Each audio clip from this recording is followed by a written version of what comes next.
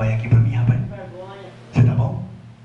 Mas cadê a mãe? Não vai vir aqui não, mãe, contar o testemunho? Vem aqui, mulher. Não conta não, pra tu ver se Jesus não vai parar de fazer, né, filho? Não é verdade? Conta aí, irmão, como é que aconteceu o milagre? O que foi que aconteceu? Conta pra gente. Eu estava vindo para a igreja, que estava com 40 graus de febre.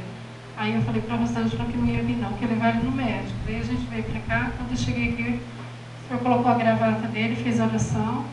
Aí ele tomou água e agora ele tá bom, graças a Deus. A joinha, né? Você tá bom? Fala pra mim, você tá bom?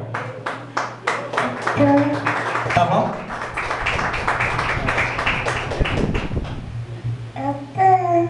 Tá bom? Quem te curou?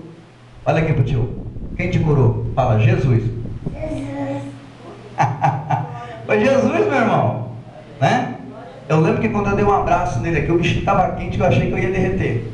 Estava quente mesmo. E eu disse para a mãe, eu teria gravata, né? Porque eu já estava em cima da hora de pregar. Eu falei, então vai passando a gravata nele. Vai passando a gravata no rosto dele, que essa febre vai embora. E hoje você tá joinha. Dá um abraço em mim agora, mas sem me queimar, vai.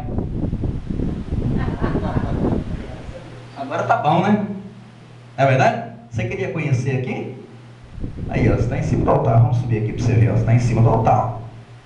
Aí, ó. Ali é o quartinho onde fica o som, ó. Hã? Achou bonito? Aqui é o nome do nosso Deus, olha lá, ó, Jesus.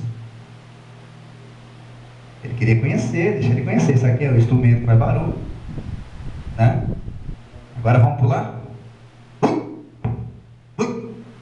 Pronto. Vai lá, vai. Vai com Deus.